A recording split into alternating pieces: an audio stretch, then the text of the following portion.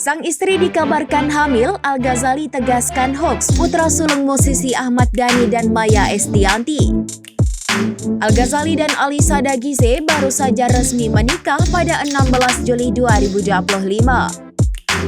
Akad nikah intimate hingga acara ngunduh mantu yang spektakuler pada 19 Juni 2025 digelar dengan mewah. Baru sebulan lebih menikah, pasangan yang sempat menjalin cinta lebih dari 7 tahun ini sudah dikabarkan hamil.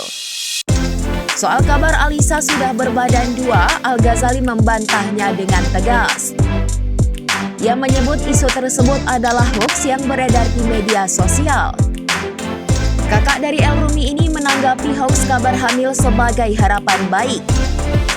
Ia pun mengaminkan doa-doa baik agar Alisa segera berbadan dua. Ingin menikmati romansa suami istri dulu, Alisa dan Al juga belum memikirkan soal momongan. Bahkan disinggung soal program hamil, Alisa nampak belum tertarik. Putra sambung pengusaha Irwan Musri ini mengatakan ingin punya 2 anak dengan Alisa. Harapan Al ingin punya 1 anak laki-laki dan 1 anak perempuan. Al dan Alisa akan sangat senang jika langsung dikaruniai anak kembar. Di sisi lain, Al tengah merasakan kebahagiaannya setelah resmi menikah.